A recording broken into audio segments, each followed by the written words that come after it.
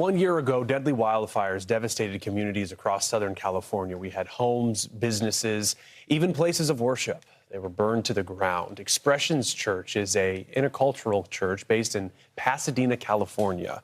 You're looking at a picture of what it looked like before the fire, specifically the Eaton fire, which ravaged everything in its past. Yeah, and just 1 week later, this is what remained of the church, this place of worship, this sanctuary, becoming just ruins and ash. Just a few walls. Christopher Spolar, pastor of Expressions Church, he joins us now.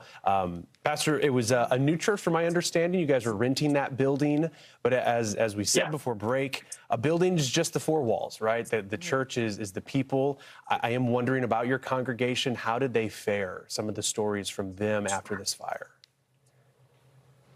Yeah, like you said, we were a new church, so we were only 3 months old at the time, and we had a little over 60% of the people who were attending our church be impacted. So we're immediately evacuated, and by the grace of God, we didn't have many people lose their homes, but we had a lot of people who could not return to their homes for 4 months, 5 months, 6 months, and so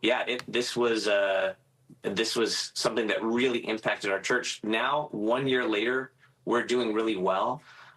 We lost a lot of those people just in those transitions. You know, some people as renters, they couldn't move back into the area and were priced out. And so people just kind of moved to where they were able to.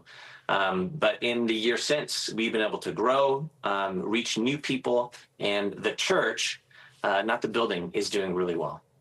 What is the status now of the church in terms of the rebuilding efforts? Because that has been the storyline out of those that were impacted by the Eaton fire, that they could no longer stay in their community and they had to move away. How has the story evolved for you and for the church?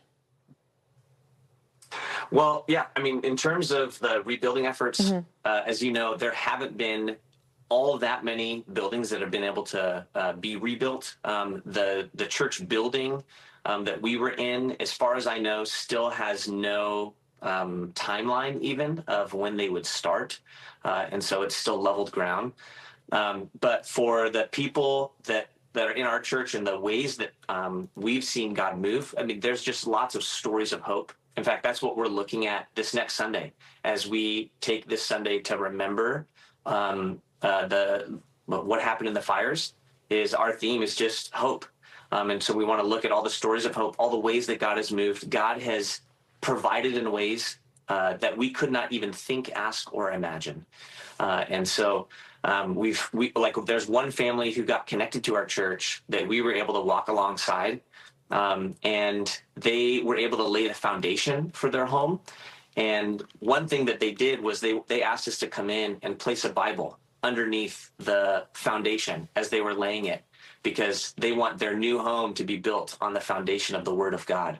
And they've seen God move and provide for them. And so even though there's a long road ahead of us, and for many people, there's still so much to deal with, to navigate, we have hope that God is with us, that He does not leave us or forsake us, and that there are good things ahead in the future. I know the Bible mentions beauty from the ashes, and in a way, perhaps a bit of an analogy. I wonder, Pastor, though, being a new church, there's a struggle here. I mean, you're trying to be welcoming in the community that you're serving. Churches are often a light, helping people in need, offering that assistance. And so I would imagine that produced or created some challenges for you guys initially, because there was an element of outreach, right, that the church was trying to participate in, but the building's gone, and most of your congregants are dealing with stuff. So how did that play out for you? Yeah, for us, because the building was gone, the word that the Lord kind of gave us was, if the church has no walls, be the church beyond the walls. And so we just began serving, and because we as a church plant were sort of people had word that we were affected, began to look to us for what's happening in the area. And so even before we had any place to worship or any building to go to, we began to be able to fundraise for families that were in need. And so at this point, we've given out over $100,000 of money in terms of relief. In the beginning, it was gift cards for gas stations and grocery stores and furniture replacement and hotel stays. And then that turned into a project that we launched called ReNew Dena, where we were able to walk alongside families with monthly financial support and spiritual support in terms of prayer and care. And so we were able to do that for 21 families, which for us, that doesn't sound like a lot, but for a young, small church, it was just incredible for us to be able to be a part of something that like this, where we were able to walk alongside families and help them just get back on their feet. And just a final question for you, Pastor. When it comes to the community overall, trying to paint the picture that when you have such historic, devastating fires, a year really isn't that long of a gap from when it actually occurred, right? When you drive around the community, have you seen improvement? Are you surprised by some of it? What is the overall setting at this point? Yeah. Yes. I mean, you do see, of course, you drive through streets and you see a house that's getting rebuilt.